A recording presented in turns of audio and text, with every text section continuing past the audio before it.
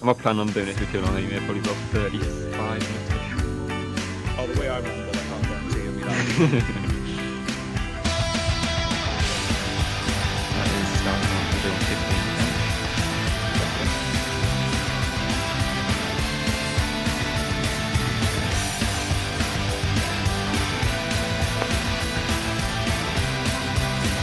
Welcome back to Mackem after another Sunderland game and another Sunderland defeat and another lowest point of the club's history, I think is fair to say at this point. 2-1 defeat away to Cheltenham Town, a club I didn't know existed. I thought they just had races. It is beyond words at this point, and I'm sure we'll get onto it all. From the staff to the players to the coaches to the board to everything that's been happening at the club. But we're going to start with a somewhat positive, John.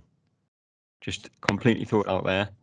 Matete, Hume and Clark all made the full debuts in the game yesterday. Positive performance from them for the large part, I would say. Yeah, I'd go along with that. Who would have thought that players playing, in their respective teams, maybe not Clark so much, he's maybe been in under 23 football, but, the likes of Hume and Matete, who actually been playing, can slot in and actually do a job. It's absolutely groundbreaking. The other day we were told by Johnson Hume's not ready. And, Matete comes in and doesn't get a start straight away, and then you do play him, and all right, it was a shit game and a shit performance, but those are maybe the one sort of positive to come out of it, and maybe we haven't Sunderlandified them yet, if you see what I mean. We haven't shot all their confidence just yet. You give it time. We will do. But I thought Matete especially. I wouldn't have said it was an absolutely scintillating performance, but he wanted to get on the ball, and I haven't seen that from Evans or Neil in the last few weeks, and he didn't look like a 20-year-old, coming into it is a big club. Let's be honest, coming into a big club and sort of going around demanding the ball, and he actually looked like he wanted to be there, and he was winning. He was winning the ball, and even when he lost it, he was getting back and winning it again. So yeah, I don't think you can really criticise him. It's a shame we've taken this long to actually purchase decent players at this level on the upward trajectory of their career, and then when you do actually play them, they slot in all right. And as for Hume, I don't think there was anything wrong with Hume at all. We sort of slotted in, and I don't think anything really came down this side. The only thing I really noticed with Hume, that he was sort of pinging balls inside to Corey Evans, and Corey Evans was either smashing them back at him or sort of just booting them back to the opposition. So it was quite a weird one from Evans. But yeah, Clark as well, probably unlucky to be substituted because he was the only real one who looked to get any real momentum going forward. So yeah, they're the three positives, but we'll probably draw the line there at the positives, shall we say? Yeah. And it is quite incredible, Michael, that, Patrick Roberts and Matete and Hume and whoever else we signed in January, that this is the first game we've had a proper look at them. With how shit we've been in recent weeks, this is the first look in they've had. Incredible is the perfect word to sum that up. I can't think of anything that comes close to describing it. And I don't get the idea that, like I think you guys just touched on it there with Hume, that, we think that he's good enough. Oh, okay, great. We're happy with this signing. Oh, right, you're in the under 23s. What? What's that about? What's that about? If you don't think he's good enough and ready for the first team, then, and there's evidence last night apparently to suggest that he is, but if you're not saying he's good enough for the first team, then why on earth are you having him around the club? Why are you having him around the club? Send him back out to Linfield, or send him out to a League Two side or a lower League One side. If you don't think he's good enough, then get him first team football to the point where he's going to be good enough next season when we're going to need him. That just makes that just baffles me completely. That the other ones, like I said, Clark, about time he had a start. When he came on against Bolton, from the bits I did see, he looked all right. I thought he's one of our best players by a country mile against Doncaster. And it's good to see that at least he seems to be showing some quality. it's just ridiculous. And Patrick Roberts is someone I want to see. Now, don't get me wrong. To be fair, Patrick Roberts, I don't think in the last 6 months, I think he's hardly played football. To be fair, Yeah. And there wasn't there a COVID outbreak? Was it Troy, the French? Yeah, club? it was. Yeah.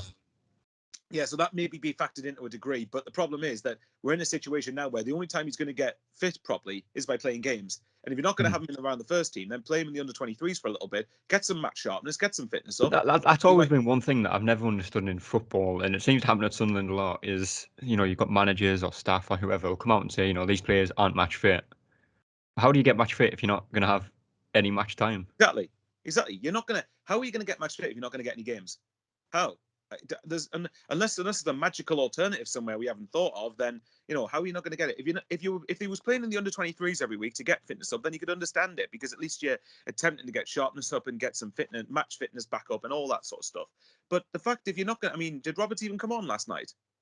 He did, yeah, and then he was booked for diving, which I was surprised at, because I don't think it was a penalty, but it definitely wasn't a dive. But he came on. But when was obviously, I think it was about 15 minutes to go. And let me guess, we were already losing at that point, weren't we? We were, yeah. Well, then there you go. That's Parker. That's the thing I slated Parkinson for. That it's, again, we can go into the coaching staff in a bit. I know they're interim managers, but come on, for goodness sake, reactive management again. I think the thing is with Roberts as well is, if we'd signed him on a 4 or 5 year deal like we have with Hume, you can maybe understand it a little bit more if he's not getting much game time. But he's on a 6-month contract. I'd imagine the deal relies on him impressing during the 6 months at the club. And he's getting 10 minutes at the end of a game that we're just doing nothing in. Exactly. Some of our decisions as a club is absolutely atrocious. It boggles the mind of how we seem to our method of signing players and then not using them. Is it, well, what's the point in bringing them in then? What's the point in having them around the club? I go back to it with Hume. Might as well send him out on loan. Hopefully, these guys are going to start staking a claim more, because I would imagine the likes of Roberts, who hasn't had a home, you could say, really, for probably since he was at Man City, with the exception of when he was at Celtic. He's probably desperate to impress here, because he wants to solidify the next stage of his career. So I don't understand that. And he's someone that has been liked by Celtic. Obviously, the Scottish Premier League's different kettle of fish to the English League, but you look at Derby. Apparently, Derby fans liked him. Where are Derby now? Championship. So he can't be that bad, surely. I'm going to stop talking. It's just we'll kind of pull one more positive out of it, John, before we get into everything else. Sunderland didn't do badly in the first half. Obviously, it was 1-0 at half time, and the free kick from Pritchard. It was Matete that I think initially won the ball back, having lost it. Pritchard nips in, gets fouled. It's a very good free kick from Pritchard, and I think at the time I was watching it with my mate on the stream, and I said, "This is going top corner," and it did that exactly.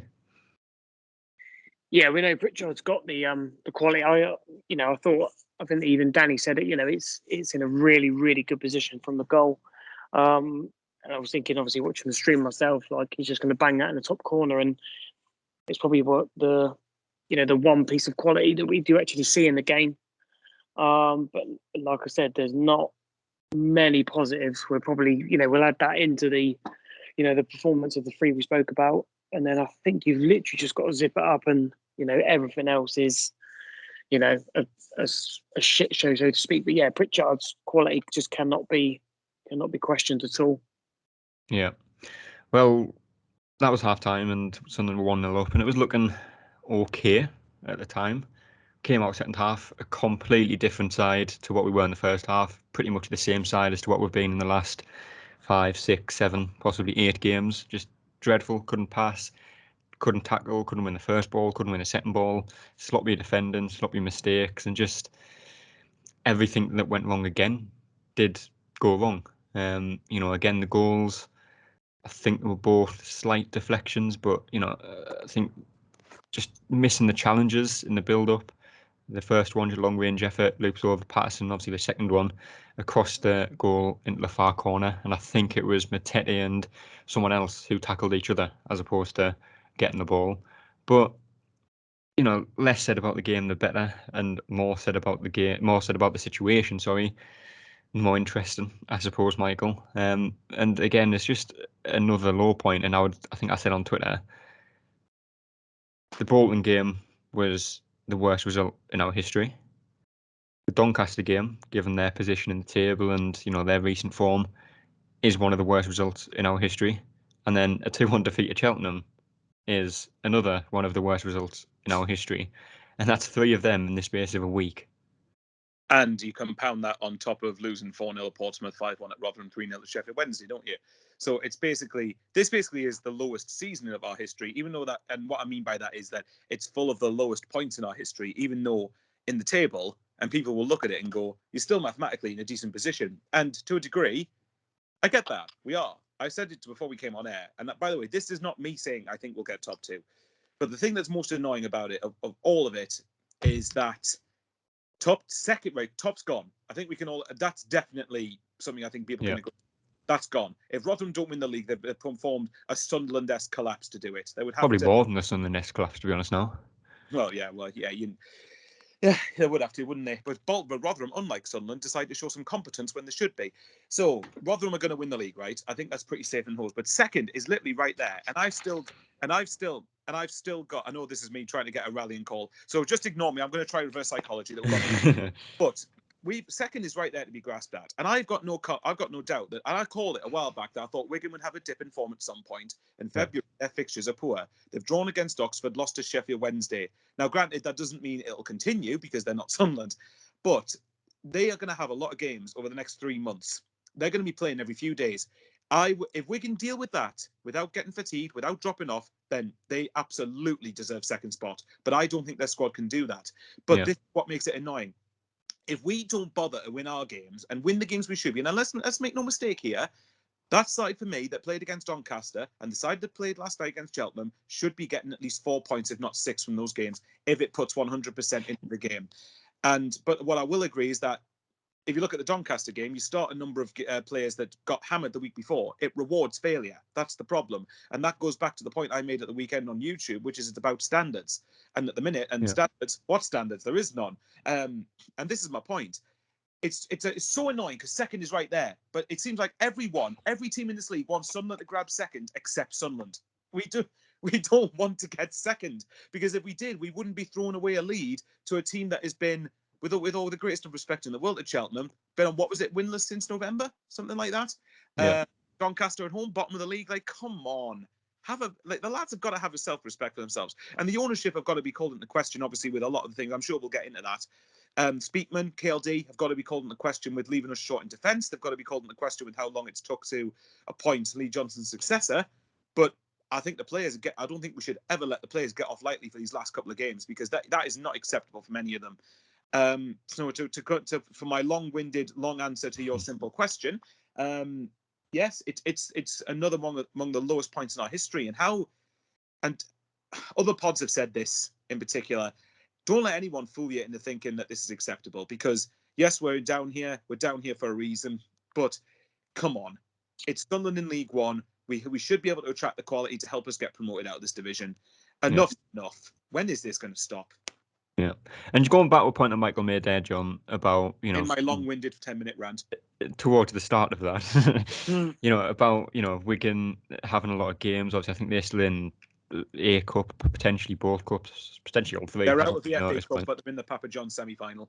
Yeah, so they've still got a lot of games to cram in. Obviously, the games in hand are there as well, but I think they are winless in the last 3 games.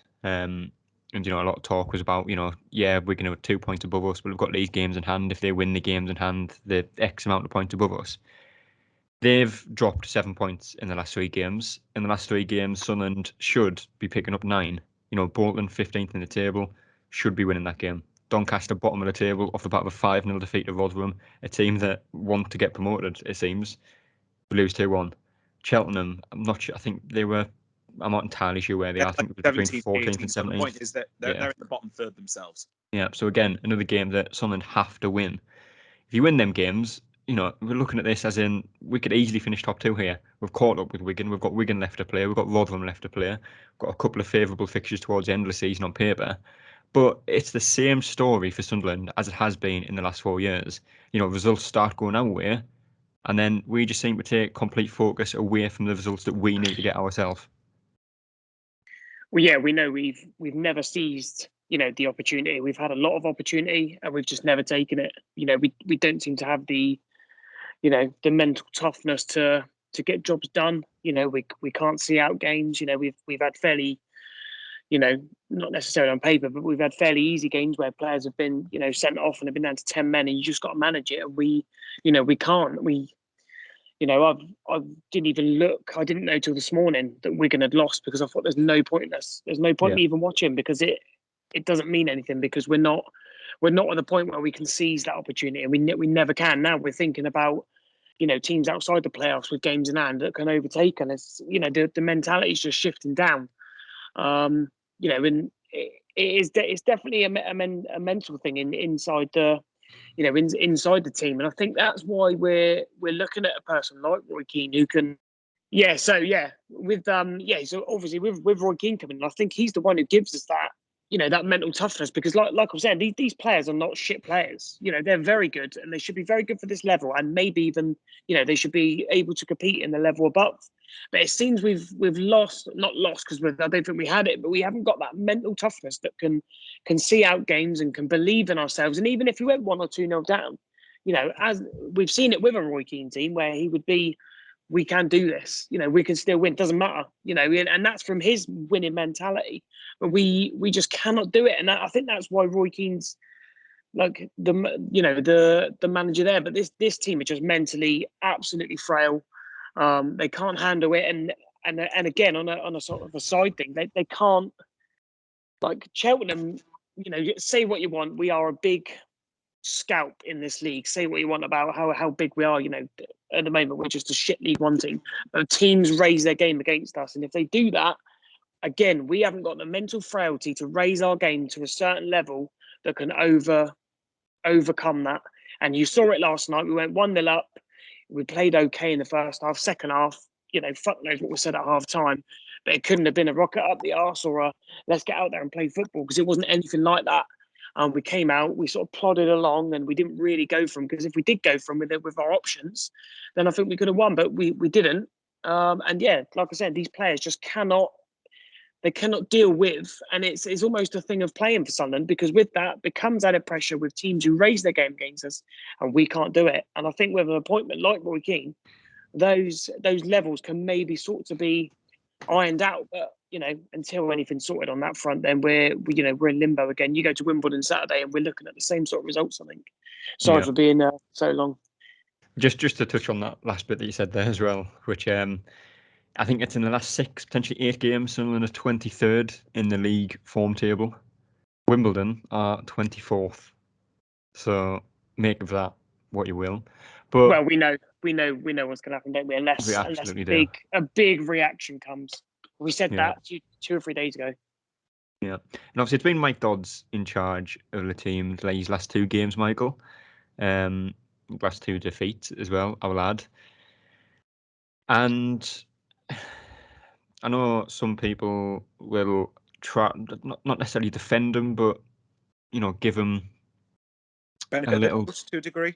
A little bit, yeah, in the fact that he's not manager. And I would agree when people say he should never be put in a position to manage the first team. He's clearly not qualified enough to be doing that. I don't even think he's in charge of the under-23 team. I could be wrong on that. He hasn't been at the club particularly long, but fuck me, like the team selection against Doncaster, obviously, which we touched on during that pod, was shocking. And anyone with an ounce of footballing brain knew that wasn't going to work. It didn't. He changed it up, as we kind of wanted him to for the Cheltenham game, and it worked. Like he said, for the first 45 minutes. But again, similar to the Doncaster game, our first change was made in the 75th minute when we were 2-1 down. We were 2-0 down against Doncaster when we made the same change. It doesn't take a genius. It doesn't take an Alex Ferguson or a Jurgen Klopp to look at that game and think we need to make a change. Well, apparently with Sunderland it does, because it seems like every head coach we had, Lee Johnson, to be fair to him, and I want to make this clear, I still think it was the right call to let Lee Johnson go. Just because his last couple of results have gone pear-shaped doesn't mean we should have kept him. But he was probably the only head coach I can remember for some time that was keen to make changes. At least at the start, he was keen to make, like for the first year of his tenure, he was willing to make changes when it was evident changes had to be made. But as you said, with Mike Dodds, I mean, goodness me. Yes, you're right. He shouldn't have been put in this position. He shouldn't still be in charge of the team. And unless something happens on the managerial front or the head coach front, it's looking increasingly likely and worryingly likely that he's going to be in charge for Saturday. I still believe whoever we put out should be capable of beating Wimbledon, but obviously I said that about the last couple of games, so it doesn't make it that way you want to. But with Mike Dodds, the thing is, when I watch Mike Dodds' interviews after games, the one at the weekend, I'm struggling here because I'm speechless on what to say. The Doncaster interview, I know a lot of people were very what's the word? Very keen to, well, basically jumped on the interview with the things that he said. And I decided not to watch it because when people were saying, oh my God, he's actually saying this, I couldn't be bothered with watching it because I knew it was going to piss me off. And then for some reason, a couple of days, I think it was like Monday, I thought, right, go on then, I'll watch it, see what he says, and blah, blah, blah. And then the first thing he comes out with is, oh, I feel sorry for the players. Oh, never mind the supporters, mate. Never mind the people who pay your wages and pay for us to keep us going as a club. No, forget them. They don't matter. And then last night, apparently, I haven't even watched his interview, and I don't want to, even though I'll probably force myself to watch it. I mean, they didn't even post it on Twitter. It was I think that says a lot, depressing. doesn't it? But I did the clip that was, I think Roker Report shared it, and they said in the clip he said, "Oh well, I know we've lost the last two, and that's on me. But prior to that, they'd won 1 in 6. What's that got to do with anything? What is that got to do with anything? Your job for the next couple of games, for these last 2 games, is to lift the players up and lift the standards. And Mike Dodds, you can tell straight away, is someone that this is right there is the cultural problem with Sunderland, where there has not been standards, there isn't standards, there hasn't been standards for years. And when he goes on about, oh, I feel for the players, oh, the tough, fragile, well, what's your job to do something about it then? Until someone comes in, whether you like it or not, Mike, your position is to do something about that, to raise the standards, to get the team up for. I'm getting too angry here. Cheers, mate. I was in a good mood before this started. The standards are terrible, and that's why, like what John said, it's Roy Keane would lift the standards. I've had my reservations about Roy Keane, but for goodness sake, get the bastard in, get him in, get someone in with some half decent standards, and get us out of this league, please. Yeah. Rant over for now. For now, I'm sure I'll introduce you to another one. Oh, but shit. Forward to it. Again, you can question absolutely everything at the club now. The pictures yesterday at the game, Charlie Methven in the stands, and it's come out that I think he's one of like in the director's box or something for home games or something along them lines. And then obviously the question about ownership comes along, and why is he still seemingly involved in the club? Got the question about the manager, obviously, who's coming in, when are they coming in? Why have we had 2 rounds of interviews when our season's falling apart, day by day, really? And then the other kind of talking point is just how far these players have fallen in the last few weeks. I think it's 1 win from 8 now for Sunderland in League One, including them games are like Accrington, Cheltenham, Doncaster, teams at the bottom of the table. Teams that you should be winning if you want to be in the top 2. Comfortably as well. Not just a 1-0, 2-0, 2-1 win. You should be beating these teams comfortably, especially the ones that you've got at home. But we aren't. And it really does seem like the players have, I don't like using this phrase because it is not the best one to use, but it genuinely feels like some of the players have down tools in recent weeks. Well, I said this myself. Well, I don't know if you saw it, right, but there was an article from Craig Hope last week, and I referenced it in my own YouTube video. There was an article, I think it was within the last week, where he said that the Christian Speakman had a chat with the players after about Lee Johnson's sacking, and some of them didn't agree with it. Apparently, Speakman explained, and Speakman obviously deserves criticism himself, but Speakman apparently explained, look, Johnson was set to meet X, Y, and Z, and he wasn't reaching A, B, and C. So that was why we got rid of it. That was why we got rid of him. And some of the players reportedly, so again, I'm taking what Craig says at face value here, but some of the players reportedly said, well, what happened to the long-term project? And some of them didn't agree with the sacking. Now, for me, this brings on to my point. I think I've lost respect for every single player if they've down tools as a result of LJ going. And one of the other... I don't even know if I could say since LJ going, because this has been going on for a very long time, prior to Johnson getting sacked. Well, but that's the point. Yeah, you just bang on the money, right? Because if those players are devastated about LG going, some of them said they felt we were doing okay. Oh, right. Well, that again goes back to standards, right? Okay, so if you think it's not enough. 4-0, if you think getting beat 4-0, 5-1, 3-0, and 6-0 in the third tier is okay, then that tells you everything about the players' standards. I do get it in principle. A lot of them, I think some of them would have definitely liked Lee Johnson, but if that's their response from LJ going, then they're basically what they're admitting is they're willing to put our league status and league position as a club at risk because they're taking a huff that Lee Johnson's gone, when they have no right, in my opinion, to put in the performances like away at Portsmouth, away at Shrewsbury, away at Rotherham, Sheffield Wednesday, Accrington, Bolton. They've got no excuse to put those performances in and then question it when Lee Johnson gets the sack, do they? Yeah. You know, it's a joke. And again, I do think the players have down tools because mentally we're shit. But in terms of actual quality, we've not got a shit team. I think when you're looking at the team that we've got and the players that you've got, I think we've still got the top scorer in the league. Granted, he hasn't scored in what feels like a decade now. Alex Pritchard could probably, without injuries, probably still play in the Premier League. Definitely play a top-end championship. Agreed. Got Dan Neil, who's been linked with teams who in the Premier League. He's obviously played every game this season up until now and, fallen off form-wise. But the players that we've got would arguably, and I'd say arguably, more than likely, probably, get in every side in this league. Technically. Exactly. Because that's how good they are at football. But mentally, like I said, I think it was after the Doncaster game or whatever game it was, I forgot now, but it genuinely feels like they are one of the weakest set of players we've had mentally for a very long time. Yeah, and I think and some of that, I'm not going to defend it at all, really, but to a degree, it's understandable to an extent because of the fact that a lot of these players are young players, and this is the first. For a lot of these players, like you look at, say, someone like Jack Clark, for instance, this is probably, he's played for Leeds, obviously, but this is the big, this is the biggest club that he's going to be playing for down this level. Biggest EFL club that he could go to, I should say. And I mean, obviously, I'll not include Jack Clark in that, to be fair, but I get your point. Like, mentally, it's just shocking. Technically and on paper, and I know games aren't played on paper, but the reason that we mention it is because with these players on paper that we've signed, if you asked every team in this league, would you want Jack Clark? Would you want Patrick Roberts? Would you want Ross Stewart? Would you want Dan Neil? Would you want Jay Matei? Would you want Danny Barr? Would you want, you get the point. Yeah. If they want those players, most teams, if not every single team, even Rotherham and Wigan would probably say yes. They probably would.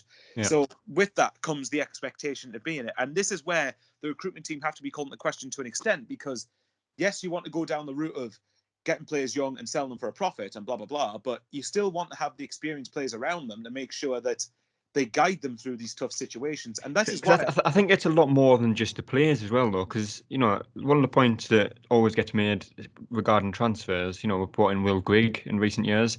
He scored goals for other than Rotherham, who I don't think he's had too much game time at since he's went on loan there this season, but scored goals at Wigan for fun, got them promoted, I think, 2 or 3 times. Max Power was at Wigan, got them promoted, came here, didn't really do too much, going back to Wigan, looks like you might be getting promoted again. We are getting players that are good enough for this league because they've been promoted, they've played their part in other teams in other seasons. Key parts as well. Yeah. And I think looking at the team probably maybe last season or the season before, majority of them had experience of getting promoted from this division. So they know what it takes. And whether the dressing room mentality is not good enough, I don't know if I'd say that. But the whole mentality of the club seems to bring the dressing room one down. It does. And again, it's mentality and standards. And I know I keep mentioning that word, and I've mentioned that word probably more times than any other in the last week, but it's a true fact. Because I'll ask you this, right? If Sunderland had standards and had the right mentality, is there any way we wouldn't have got at least 4 points in these last 2 fixtures? I'd say 9. Well, yeah, obviously Bolton. Bolton. I mean, again, that's another one. Accrington's another one. It's the right standards and mentality where if you look at even 2-0 up at Fleetwood, Shrewsbury and Accrington 10 men, it's just ridiculous. I mean, I don't know what it is. I don't know whether it's a cultural problem at the club, because I do think, and to a degree, the players do care. I know I sound like they don't, and it's half the time it feels like they don't because they keep bottling opportunities. But something serious, whatever it is, there's something seriously wrong in that dressing room. And I think whoever comes in, and this is why I think you need a manager now, and even someone like Grant McCann, for all that he wouldn't be a very inspiring appointment, to be honest, but someone's got to come in just to get a bit of peace of mind for the players to say, well, okay, here's someone. Now, I don't think that's an excuse. I still think the players had enough, should have had easily enough quality to dispatch the last 2 opponents easily, without doubt. Yeah. The first half performance last night, where even though it wasn't great, showed that, they have got the quality to dispatch teams. So it's all about application and every time. And the thing is, the season can still be salvaged, even if we don't finish in the top 2, which a lot of people would have written off, which is fair enough. I don't think we will, but there's every chance of it with all the situations I mentioned before with Wigan. You could do that, or you could get a good run of form, get into the playoffs, and if you had someone like, say, a Roy Keane in a playoff final, there's a good chance he could tactically get you over the line, and good chance he could get us over the line this time. So someone like that will give you an extra 10%, and I think that's what Sunderland haven't had for a long time. Well, exactly, and this is why, and I suppose we can go on to the club for this. That this is why this appointment needs to be made, and it needs to be made now. And if it's Roy Keane, and again, like John said before, the club's on the back foot straight away, because whoever comes in, if they're not Roy Keane, if they're not at least someone who's got a big character and who could potentially excite the fans, and even then they wouldn't be as excitable as Roy Keane. One, they're going to know they're not the first choice, and two, the fans are going to be thinking, well, it's not Roy Keane. It's the club's back. So for me, Speakman and KLD, they won't be listening to this, but I'm going to say it anyway. They need to get a fucking move on and say, well, this season can be salvaged here, lads. It depends how badly that the ownership and the players want to get promoted, because promotion is right there. It can be in our grasp if we want to take it. So they've got to wake up. Everyone's got to wake up and realize it. And I know that John again said before and you said before, the mentality, maybe the expectation does weigh heavily on the minds here. But if they think that's going to be such a big issue, then they shouldn't have come. They shouldn't have come to Sunderland, because if you're coming into Sunderland in League One, you should know straight away on the back from the off, the remit is promotion. The remit is top 2. The remit is not just aiming for, actually getting promotion. That's the only thing that's good enough.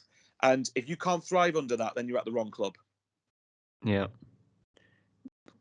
Pretty much that, to be honest. Yeah, I can breathe now. Yeah. And, just looking at the table, when I can eventually get it up on my phone, it is not looking particularly good at the moment, given what it was, say, 6 weeks ago. Obviously, a lot of defeats, a lot of bad results, and teams around us winning. MK Dons, obviously, they drew their game yesterday, but won at the weekend, so they were above us. We are still technically 2 points from automatic promotion, which, like you say, is, still an indication that it is there to get. But the problem if you sort it out. The problem is, if we don't win our games, it doesn't matter, does it? Yeah. The problem. But then on the other side of it, Sheffield Wednesday, who are 7th, are 2 points behind us with a game in hand. So I'm not sure when that game will be played, when Sunderland don't have a game, but very shortly Sunderland... Sheffield Wednesday play Rotherham on Sunday, so we're going to cheer on Rotherham now, aren't we? Yeah. So, it is very possible that in the coming weeks Sunderland fall out of the top 6, fall out of the playoff positions completely with, 15, potentially 14 games left of the season to go, and it just defies belief how little urgency there's been from Speakman, from Kibble, from whoever else is involved to just get another manager in. And had, this information come out that, we didn't have an appointment ready to make, I would never have sacked Lee Johnson. No, I agree. If you haven't got anyone lined up, then you shouldn't probably have got rid of Lee Johnson, because I could have seen Sunderland losing our away games under Lee Johnson, but I would expect us to still be. I expect us to be Donny at home anyway, but I would imagine that we probably would have done with LJ still in charge. But it goes back to the point that if you believe the interviews from KLD and Christian Speakman, that apparently the reason we sacked Lee Johnson wasn't just a knee-jerk reaction to the 6-0 defeat at Bolton. It was a accumulation of factors that have been built up. Okay, but then if that's the case, then you should. Why haven't you? Yeah, exactly. Yeah. If that's the case, then if that's been building up for a while, why hasn't an appointment been made behind the scenes? I know to a degree they said they want to be respectful to Lee Johnson, but at the end of the day, we're in a position where we need to get promoted. We have to go up this season. Whether we think it's going to happen or not, for me, is not the argument. We have to go up this season. And to do that, we need to give ourselves the best chance. To do that, if you think Lee Johnson's not going to do it, then you need to have someone ready, lined up to come in to replace him. And people can say, would Roy Keane really want to come? To be honest, I'm not sure I'd want him at the club if the 2 games are enough to put him off coming here. But yeah, the point is, he wants it. I refuse to believe Roy Keane does not want to come to Sunderland. He does. It's just a question of, are we giving him the wage demands he wants? Are we giving him the job security he wants? Are we giving him the contract length he wants? So again, this is the first big test of this new regime with Speakman and with KLD, and at the minute they're failing with horrible colours. Yeah, completely failing. I'd imagine, I don't know if this is hope or probability, that Sunderland will have a new manager in by Saturday, John. And, I think Lamucci, who was at Forest, I think he's been in for talks this week. Obviously, Roy Keane's probably on his 4th interview by now. Grant McCann's been linked. Whoever comes in, and again, we are all hoping it is Roy Keane. But if it was a Grant McCann or Lamucci, who I don't really know too much about, to be honest, but if Sunderland were to go in the playoffs, the one manager I think you would trust to motivate the players and get the standards up, get the performances up, would be Roy Keane. I don't know if Grant McCann come in, if I would have that same faith of achieving something in the playoffs. Yeah, I get what you mean. Obviously, I don't know too much about your Lamucci, but it didn't go too well at Forest. But obviously, we know there's quite a few problems upstairs with them. And it's I think you have to go back to you never know with Sunderland. You never know what to expect. I don't know why, but I sort of fancy us every single game to think, yeah, we could do this. Yeah, we could do this. Even in the Premier League, I was thinking, when we used to go to Man Cities and those types of things, thinking, yeah, we can do this. But I think you just never know. Obviously, we're all going to draw back to, obviously you two are quite young, but the Roy Keane days, and it was anything was possible if because it was a little bit more than just ability. I maybe think if you're leaning towards Roy Keane, then to me it's more feasible. I think not taking anything away from Alex Neil or Grant McCann, but whoever it is, if it's not Roy Keane, I think there'll be a little bit of sort of negativity maybe towards it, but then we've just got to back whoever they choose, and to be fair, they have got to just come in and hit the ground running. It's a big job, it's a big task. Regardless of what anyone thinks, it's a big club, and there is always expectation there. As soon as we don't expect, that we let our expectations down and accept it, then everyone else sort of accepts it, and then we find ourselves just sort of dwindling around in League One like we have been now for, we're going into sort of the 5th year if we don't get out. So, I don't know what's taking so long. They really do need, the owners, there's so many in that boardroom, isn't there, with your David Jones and all those types of people. It should just be one person making the decision, get it sorted, bang, done. Whereas, if you listen back to Kirill's interview last week, it's a diligent process and all this type of thing. Well, it's taken too long. I don't care if you are respecting Johnson, which is fine. Do your back channels. I'm sure someone can get hold of There Roy has to Keane's be a point, especially at a club like Sunderland, but at any club in football, where desire and I can't think of the right word, ambition overcomes, respect. Yeah, of course it does. And football's a tough, a tough place. We could talk about, not being disrespectful to Johnson. I'm sure Johnson's taken his massive, and it's going to be fairly big, isn't it? His payoff. He'd have signed his non-disclosure agreements, so he can't criticise anything in the background, which is why you get a lovely old statement, not saying it wasn't genuine, but I'm sure there was a few things he'd like to say, and this happened, that happened, and those types of things.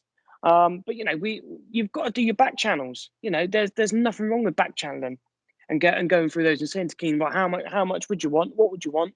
And what will it take for you to come? And then we'll weigh it up. And then when you do give Johnson, his marching orders, those people should have been, regardless of the transfer window, we didn't need to sign Defoe at 1:30 in the morning. It's almost like a smokescreen, to cover how shit planning was, and with an even shitter plan.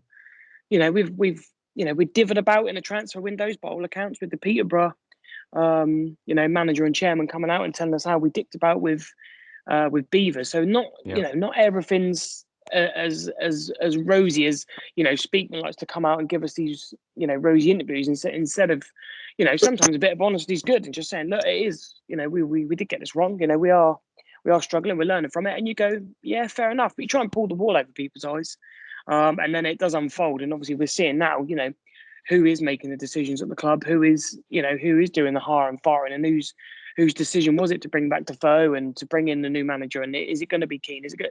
It's all up in the air, and it just makes, again, it goes back on and off the pitch. We are at the moment just a shit show.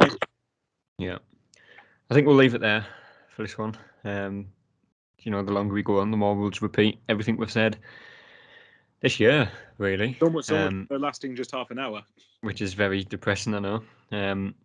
But like I said, 23rd in the form table. Wimbledon are 24th. Play them on Saturday away from home, I believe it is. Which again is another indicator as to how this game might go if the form table wasn't enough to show you. But predictions, John? I think new manager with a new manager bounce. You like to think, my heart says we can win, sort of, 2-1. What's your head saying? But if we don't, and we're going into the same, I don't see us really competing at all, and ending up on the end of another horrible result to sink to a new low. But you'd like to think with two days left, there's got to be something in the offing, hopefully. Yeah, Michael. I'll try and instill some false hope here. I said I didn't tip Backers to beat Cheltenham beforehand, and I was right. So I'll say we'll beat Wimbledon and I'm going to say even without even if a manager isn't appointed, even if he's appointed and not appointed, appointed but not taking the game. Yeah. Hopefully that's Roy Keane. I think the fact that Wimbledon are down there, I think that the players have got to look at themselves and think this is like real last chance saloon to get a run going here, because come on. Even if you want to even taking into account Doncaster, even taking into account Bolton, even taking into account Cheltenham, fact of the matter is Wimbledon are bottom of the form table. I know we're second bottom, but even so, like, come on. If we can't beat these, then what hope have we got? So I'm going to say 3-1 Sunderland. Yeah, well, we've got to concede, don't we? It's in our DNA. Oh, we always do. We never keep, until we start keeping clean sheets regularly, then we're going to make it hard for ourselves. So, yeah. Well, like I said, we'll leave it there. Appreciate you coming on and ruining what was probably a decent start of the day for you. No worries. Thanks for having me. Very much appreciated. Hopefully we can one day Sunday talk about a game in a much more positive manner and actually talk about the game. And, I think player ratings are a thing of a past at the minute, because I just can't bear to talk about performances at this point. There they are. Okay, here's player ratings. Everyone gets a 3 at best. There you go. Apart from Matete for me. All right, then. There you go. That's it. Sorted. Yeah, that is it. But like I say, Wimbledon on Saturday. God forbid it goes our way. We'll have a podcast out on Sunday to talk about that. Then Bradley Lowry shirts are still on pre-orders for another week or so. I think another 9 days of them left for you to pre-order. Obviously 100% of profit for them does go to the foundation, and the shirt will be dispatched, I think it's 6 to 8 weeks after the closure of the pre-order window. So sometime in April, I think it is, they will be dispatched. So keep an eye out for that on Twitter. That is a mouthful to say that. But until then, we will see you later. That's all, folks.